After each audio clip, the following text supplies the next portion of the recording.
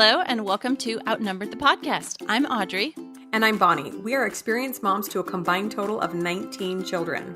In our weekly episodes, we explore relatable topics using our perspectives of humor and chaos. Tune in for advice and encouragement to gain more joy in your parenting journey.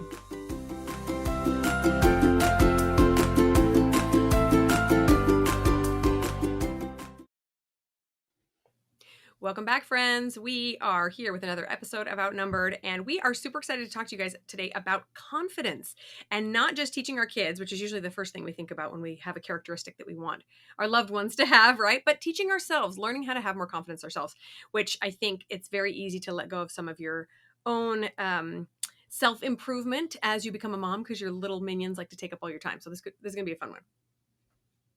Yes, absolutely. It's not because we're super confident people, but we see the benefits of having confidence. And so that's why we want to improve it in ourselves and help our kids have it maybe earlier in life than we found it. Yes, I'm glad you mentioned that. Not because we think that we just all have it nailed. Audrey and I are always very often saying, oh, this feels scary. And if anything, we do have a little bit of experience doing those scary things. So we'll share some of that with you as well. But we wanted to start with a funny mom moment. Of course, I got a cute one for you guys today. My little 3-year-old has been talking up a storm. He's always been a pretty good little talker, but just the last few weeks, just these ridiculous paragraphs of talking, and his imagination is so cute. He's telling all these stories about how he's Spider-Man and he does this and that. And anyway, so he got hurt the other day and he started to cry. And while I was comforting him, his older brother was just talking to me and he said, is Dean a toddler? He's 3 now. And I said, actually, technically, he's a preschooler. To which Dean, the 3-year-old, responded, no, I a crying boy. Neither a toddler nor a preschooler, just a crying boy. A crying boy. But it's hard, though. Now he feels so grown up as a 3-year-old that I try to say, oh, no, you have to sit in the car seat because you're still little. I'm not little. I'm a big boy now. I'm like, okay, well, yes, but... that balance of, okay, you have to wear underwear, but still sit in the car seat and not sass your mother.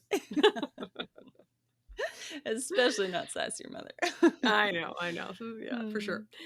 Okay, so back to confidence. If you, by chance, have a naturally confident child, or you yourself are a naturally confident person, you might be tempted to think that this is just a characteristic that you are born with or not, like brown hair or blonde hair. But frankly, we believe that just like any personality trait, it can be developed. Some people might just have to work a little bit harder at it than others. Yes. If this is one of your strengths, you might be like, what's the problem, people? Get over it. Yeah. Or if you only have one kid, you're like, oh, I guess all kids are just confident. But then if you have more than one, or you're not confident yourself, you you get it. It was funny because I had one kid that my first child was not very confident, and it to the point where we'd go to this, those bouncy house, those blow up things. And she was so scared to go down the slide that finally I grabbed a pair of socks, because you have to wear socks in those places. I grabbed a pair of socks. I hauled her in my arms up the slide, kicking and screaming, slid down with her. And then at the bottom, she jumps off my lap and she says, that was so fun. I want to do it again.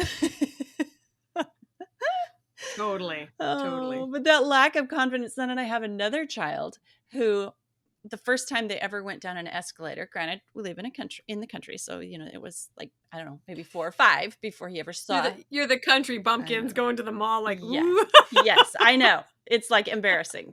But anyway, so the first time we're going down an escalator, I'm going behind my, let's say 4 to 5-year-old.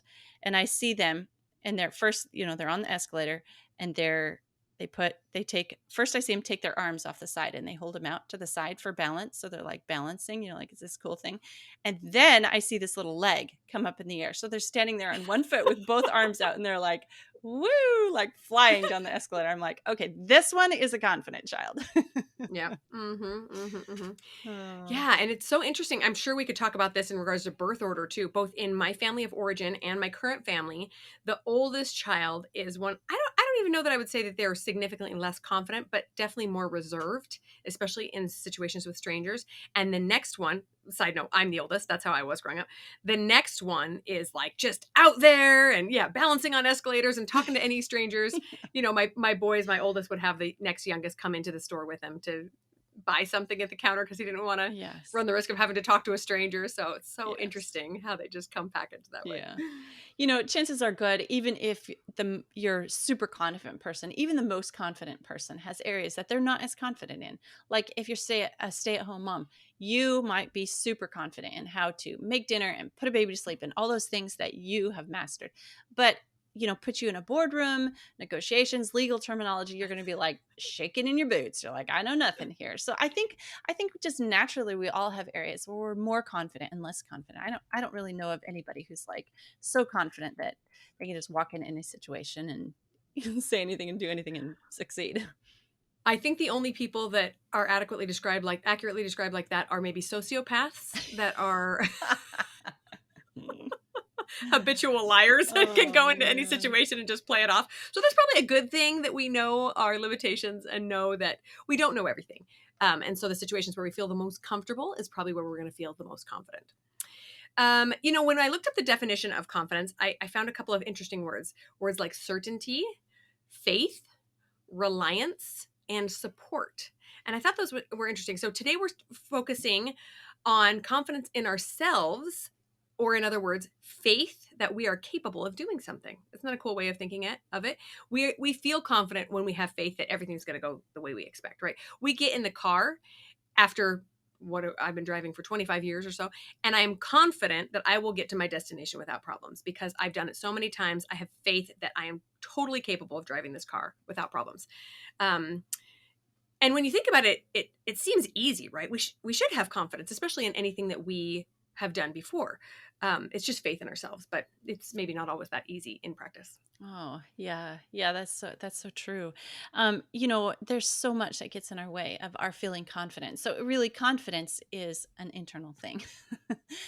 But it's affected by so many things. Other people's comments about us, especially when we're young and so susceptible to what other people think, and maybe we haven't developed confidence in ourselves yet and we're looking for input from others around us. That can be a huge confidence destroyer. Our own thoughts about ourself, our belief about our basic value, all these things can just make us confident or just make us like internally quaking. That self-doubt. And we're gonna kind of dig into some of these deeper. I can't wait to talk about all this. But imposter syndrome, we call it imposter syndrome, where it's kind of like a false confidence. So like we're doing something and we're out there and we're doing it and we're like at the same time we're questioning ourselves. We're like, yeah, if anybody knew, I'm just like this mom. Like I have no training for this or anything. Like imposter syndrome is something we do to ourselves in our minds that just why not be confident, right? I think just in general, it's better to put your focus, like if you're in a situation where maybe you're looking at your not feeling confident or you're looking at your lack of confidence, it's better to focus on your personality strengths than our weaknesses. We all have them. So what is the point? How is it going to help us if we're focusing on our weaknesses? Um, you know, build strengths, build our strengths rather than wish we had certain traits we don't. Like if there's some things that we're just intrinsically that kind of person, like an introvert or an extrovert. If I spent all my time wishing I was an extrovert and trying to be more like an extrovert, it just like there's some strengths to being an introvert. And if I focus on those and building those, that's going to give me more confidence than spending all my time wishing away that, oh, I'm so sad that I'm not, what I'm not. Yeah, I'm really glad you mentioned that because I want to clear up right at the beginning that developing confidence does not mean you will you will just become an extrovert. We often attribute confidence to people who are extroverted who just go into a room and own it and everybody wants to be them and they're just so confident and playing it off. You can be an introvert and be extremely confident. You just probably won't be talking to every single person at the party. You might be in the corner talking to one friend, right? Very But confident, confidently. yeah, very confidently. But confidence is something that anyone can develop, no matter what your personality is like intrinsically. It's a good point. So to start off, we have to address one of the things that you just mentioned, Audrey, our own sense of self, or that of our children's, right? So our deepest, most basic identity. Now, if our children or ourselves, again, don't understand that we are intrinsically valuable no matter what we do or don't do, then teaching confidence is going to be a little bit tricky because they're going to think that their value as a human being depends on their performance. And sadly, there are a lot of people that believe this. So this is something that's really important right at the outset. Yeah, this is a tricky one because okay, so like those of us who have very strong faith, um there's some, I don't know how to say it. There's some common teachings that really we can use against ourselves that aren't intended to be used against ourselves. But like, okay, so what we're talking about here is helping your child understand that they are made by God, and that makes them valuable. They're a precious soul. They were in a perfect place to start with. Like, there's value in that. They were created by God. Mhm. There's just so much value in that. Like, if God saw fit to create us, then that is a valuable thing. That is a beautiful thing. We cannot, like, there's a verse in the Bible that says I'm beautifully and wonderfully made. Like, we can't ever take away from that. It's just is. Like we can't even question that. And so when a child has a strong faith base, that is a really, really easy thing to it's not easy. It's a really good place to start. So then, give yourself a reminder. You are also created in his image, right? So Mhm. the thing that I was talking about, referring to, is like there's kind of this Christian teaching about humility that we have, that we can kind of turn on ourselves, and it's a trap that we fall into, and we think we can get to the place where we think that low self-esteem is humility. Like, if we're just, I'm nothing, I'm worth nothing, I am nothing, I'm such a bad Mhm. person, all these low self-esteem thoughts that we apply to ourselves, and we say, well, this is good because I'm feeling humble. That's not humility. That's not. And maybe we should do a whole episode on the difference between low self-esteem and humility. But just know for this episode right here that that is not humility. And because you are created by God, you have value. Oh, I'm so glad you brought that up because honestly, this was the biggest challenge of mine when I was a young adult. I had some serious issues with my own understanding my own value, and I took it to mean that I was being this good, humble Christian, right? Yeah. And I actually read a book. We'll link to it if I can still find it. It might be out of print. It's been pretty old, but it's called Confronting the Myth of Self Esteem. And this author, a Christian author, who talks about how we are taught that we have this intrinsic value and we are also taught to be humble. But self deprecating thoughts and thinking horribly about yourself is actually just another form of pride because it's all about you. I thought that was really a little bit of a wake up call. I'm like, oh, and it's actually not really self esteem we're going for. We're looking for godly esteem, right? He has esteemed us as this wonderful, valuable person. That is enough. And we go about our lives understanding that we have intrinsic value. And to teach our children something like that will is probably the most important thing we can teach them for the rest of their lives, right? Interestingly enough, kids actually tend to pick this up pretty quickly. Why wouldn't they be valuable, right? They haven't yet had the experience of the world beating them down and Yeah. telling them that they're not important, sweet little things, you know? But adults have years of conditioning of being told that they're not valuable or of failures, and they've taken that to mean that they're less than. Um, a variety of experiences can cause this knowledge of our value to waver. So, if this is something that you're thinking you struggle with, you might just need a little reminder, maybe some journaling, maybe some prayer, meditation to remind yourself of your intrinsic value. Yes, that is so true. So like you can't practice, you can't move toward confidence if you're not starting from a good place. Like, if you're starting like on a number line, if you're starting below 0, it's going to be a long way to get up to confidence, which is, the positive numbers. So just maybe a caution there that you need to address that first in yourself or in a kid somehow. I mean, sometimes kids have pick up this thought. Maybe it's through something someone said that they're not valuable, and so just like get them Mhm. back to 0, and then let's move on. So now we're going to move on to talking about practice. So practicing confidence, we have to push our kids, we have to push ourselves to do things that are hard and scary and not easy, things that develop our confidence, because they're just like, we're not going to do these on purpose because they're hard and they're scary. And so, with each kid, it's going to be different. With itself, it's going to be different about what things that you practice to develop confidence. But like for kids, have them interact with a stranger at a store. Um, make a phone call, do something they've never done before. Um, Fill out a check is one for my kids. They're like, because it's so rare that they use checks nowadays. They're like, Mom, how do I do this again? I don't even think my husband knows how to fill one out. I'm the only one that does them, and I do them about 3 times a year, you know? I know. Start a business. We have lots of episodes about kids and starting businesses, or do it yourself. Conflict resolution, just things that you don't have much confidence in, or you notice that a kid is really lacking confidence in. Start there. Yeah, yeah. And a great little tip for the kids that are just petrified out of their minds to go talk to a stranger or do something outside of the home, you can role play. Role play is a really fun way to get them, um, if not excited about it, at least a little bit more comfortable with the idea of walking into the library and asking for a specific book or something that they're a little bit nervous about. And moms don't get off the hook for practice either. You can also role play if it helps. Honestly, sometimes when I'm facing something that's really scary to me, I just play it out in my head. Okay, I'm going to walk in and I'm going to say this thing and they're going to say this thing and then I'm going to say this thing and then we're going to exchange the thing and it's all over, right? Because that's something that's kind of scary for me too, talking to strangers. Ugh. So what is it for you? I'm sure you have one that you're thinking about, something that you'd like to be a little bit more confident in.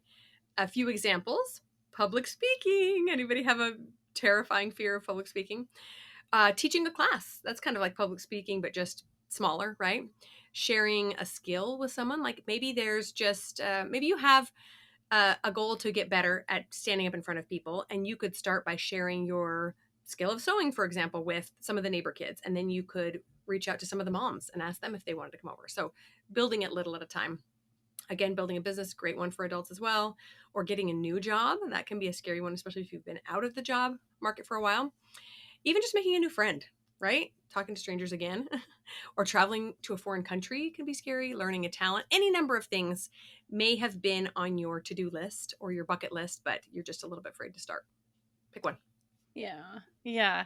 And if it's we've talked a lot about finances on this podcast and various episodes. So like if your spouse is the one that always does the bills, build a little confidence by learning to do it yourself with them there holding your hand, helping you out with it. Just so many different ideas. So when you or your kids start this practice, be aware that all sorts of uncomfortable thoughts and feelings are going to start popping up. I can't do this. This is too hard. I feel sick. I'm not qualified. I want to go back to my safe place. I'd rather, this, all those thoughts are going to start popping up. A place where it's really common to see this in kids is when you're doing art with them. And you see a lot of times, so often you see kids and hear kids say, I can't do this. I'm not good. I'm not good at this. Like, yeah, there's some intrinsic talent when, art or not, but every talented artist has started back at the beginning with their talent and developed it through practice and practice. So confidence is something that can be developed as well. I think I shared in another recent episode about my kids were doing art, and they we like to do the chalk pastel, the lessons with Nana. And Nana always at the beginning and the end, she says, "You are an artist." And so my 5-year-old was getting discouraged. And I said, "Don't be discouraged. Remember, Nana said, you are an artist. So whatever you create is art." And that really helped her with her confidence. Like, oh, anything I create is art because I am an artist. Mhm. Like, so put yourself in the place where you want to be. Like, pretend you're already there. You're already the expert at it. And then operate from that place. Like, I'm already, um, really good at water skiing. Let's just throw something random out there. Pretend like you Mhm. already are, and you're just having a bad day or whatever. But really, normally, you're very good at this or whatever. Whatever. You're really good at talking to strangers, and then like just use the practice to get you to the place where you already are in your mind. Oh, I really like that. That's a great concept. Instead of thinking of yourself as a beginner, as this newbie who is going to struggle and it's going to be painful and you're going to hate every minute of it, just, I'm already good at this. It's just, for some reason, I feel nervous today. Weird. Pushing forward, you know? When you're talking about the art thing, so I've thought about this so many times.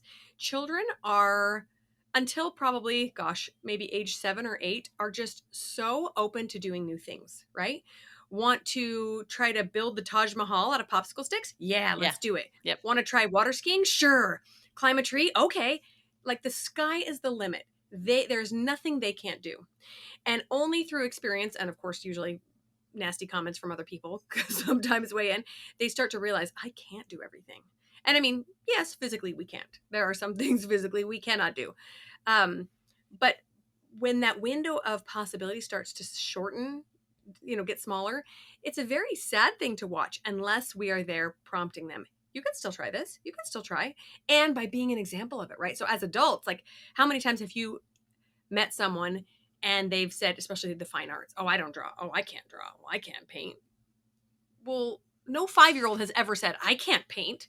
Of course he can. He has a brush and he has paint. He can paint. But as adults and older children as well, we have these huge pie in the sky expectations of ourselves. So that might be a really great place to start.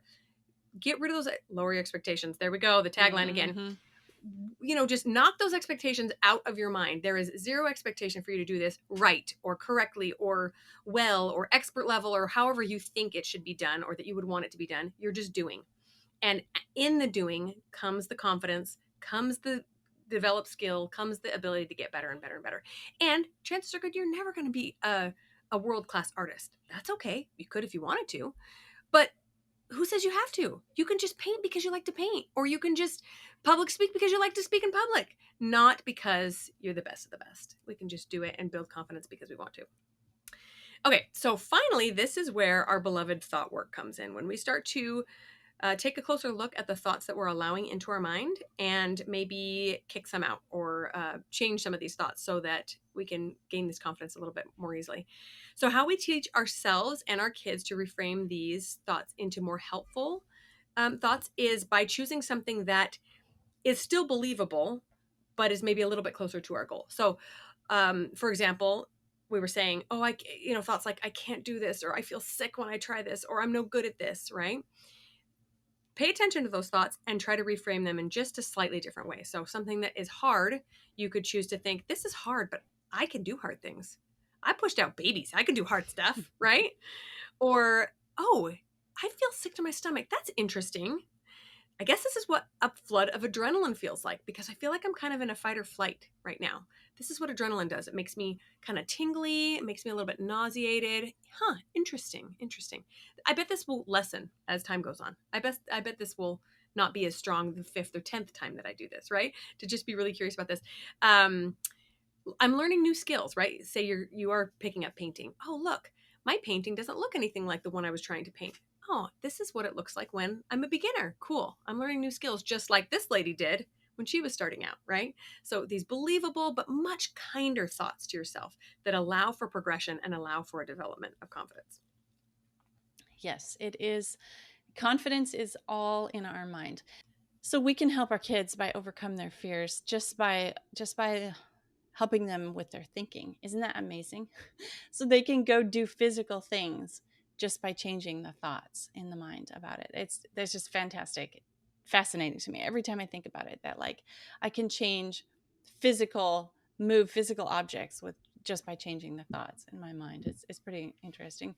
So we can share our own journey. We can Another way I like to say this, so we can share our journey from the past, things that we've been scared of or didn't know anything about, and now we're confident in, and how we got from no confidence to confidence. Another way I like to apply this to myself or practice this for myself is I want to be an example of confidence going forward for my kids. So the thing that I don't have confidence in right now, I want to be an example of how to get confidence for my kids in the future. So kind of a fun example of this is recently I traveled with my husband to Florida, and he was on a business trip. And so I had the days free to do whatever I wanted. And so I decided I was going to go do things that I would want my kids to do if they were, on a trip, on vacation in Florida. And so I went and did all the fun stuff, like all the fun stuff. And I would take pictures and text pictures back to my kids. Like I went kayaking, and I took this shuttle over to this island where they had all these shells, and I did all this stuff. And we saw dolphins and it like crabs, and it was just like this so amazing, like fun time. Like why not, right? But if I'd have said to myself, I've never kayaked before, I've never taken a boat on the ocean by myself before, or ridden on a boat, I've never explored an island with shells by myself, like all these things, and just been like, let this fear keep me Mhm. back and do nothing instead, and done the safe thing, which was just, stay in the hotel room and wait for my husband to get done working for the day and then us go out together. But I wanted to be an example of confidence and of fun for my kids. And like, um I've never done this before, but that doesn't mean I can't try. Mhm. So it was just like that comes to mind because it was recent and it was fun, but also just using it as an example of like, I want to sometimes I actually borrow confidence from my kids and who I want them to be in the future. So I'm like borrowing from who I hope their future selves are to help myself be confident today. And that's just all in my mind. They're not physically that person that I want them to be in the future, but I could Mhm. borrow from the thought of them being that confidence person in the future. So in that way, we can help ourselves and then we can help our kids too. That's so great. What a great example. You know, it reminds me too that we have to be sure that we're giving ourselves and our children opportunities to develop confidence. It is very easy to just sit inside your proverbial hotel room and not really put yourself out there, right? Yeah. And yet then we don't develop it, our children don't develop it. And sometimes they will push back. Very often they will push back if it's something scary. But by showing them an example, like, hey, I did this thing the other day and it was scary. You now have that example, right? Of saying, when I was on that trip with your dad, it was kind of scary for me to go out and do this thing, but I really wanted to, and so I did. Should we try it? Should we just let you try this thing and see how it turns out? So things like a new opportunity to make friends, going to strange places, visiting different towns, giving them opportunities for jobs or businesses. I'm thinking of my own childhood. I grew up kind of a scared little introvert until about middle school. My family moved to Mexico. So we moved to a foreign country and I was scared out of my mind. I technically knew it as a child, Spanish as a child, couldn't remember any when I got there. Middle school is a train wreck. It was Yeah. awful. It was so awful. But when I came back to the States, I now looking back, I realized I had so much confidence because I had done all these scary things. I'd walk into a school full of people that didn't know how to communicate with me and sat in front of classes. Well, they did, but less so than I would have liked. Sat in classes where I didn't understand a word that was going on, and I came out alive. And it was terrifying, and I did it. And then in my high school years, I'm able to see how that benefited me. I was able to try out for sports that I had no business trying out for, but just because it sounded fun, and did all these things that were scary because I developed this confidence through this other big scary opportunity. So, just remind yourself that it feels really good to shelter your kids. It feels really good to keep them happy at home and not doing scary things. But what is that teaching them, and how are they going to develop the confidence without these opportunities? Yeah. So, developing confidence is something that will serve you and your children forever, for the rest of your life, and in really any facet, right? Understanding your value and that the world needs what you have to share, or your children, is a really really important concept. And to be willing and able to own the space that you take up in the world. I think the world loves to tell women that we need to be a little bit quieter, a little bit smaller, a little bit uh, less confident because that's who we're supposed to be, I guess. But we are all made, like you said, beautifully and wonderfully made, right? All made for a purpose. And by having the confidence to go out and give the world what we have, we're going to make the world a much better place and be more well rounded ourselves. Yeah. Yeah, that is really neat. So I start this journey toward confidence by asking myself, who's going to teach me confidence? Like here I am. I'm an adult, right? 40 something years old. Who's going to teach me confidence? Nobody. I have to do it myself. And then I ask myself, as far as it comes to my kids, who do I want to be teaching confidence to my kids? I don't want to give that job to anybody else. That one's on me. Mm, Okay, so I want to be the one teaching my kids confidence. I want them 20 years in the future. Here we go, 20-year vision. I want them to tell a story about their mom who did XYZ and that taught them confidence, right? Like how lonely or how like disempowering would it feel to have your kid tell a story about somebody else who taught them confidence? And yes, there will be those mm, stories in their lives, but the ones that they tell about you were the one that taught them confidence, or you were confident in something and that taught them to be confident. Those are the ones that are going to empower you and them like to future. future confidence. And then they'll be teaching that to their children. Like there's not anybody else really that is going to teach us confidence. And so that's something we have to like work on ourselves. And the benefits of it, we might be wrong, but we're going to be wrong confidently. And then we're going to learn confidently from those errors and mistakes. Yeah. And we're going to go on confident that we can learn something else new. And I just see so much value in that. So just as a review, guys, the 4 steps in teaching yourself and your kids confidence is number 1, to leverage your personal strengths or that of your children. If you are a naturally confident person, you can leverage that. If not, find what else your strengths are, right? And work with those. Number 2, acknowledge that intrinsic core value of yourself and of your children. Number 3, practice, practice, practice. Do scary things, do hard things that require confidence. And number 4, don't forget about your thoughts, because they are creating the confidence or the lack of confidence within your very own brain. All right, that's it for this week, guys. I'm Audrey. I'm Bonnie, and we're Outnumbered. Thanks for listening, friends. Click the link in the show notes to subscribe to our email and never miss another episode. Show us some love by leaving a review on iTunes or sharing the podcast with a friend. Thanks for all your support. We'll talk to you next week.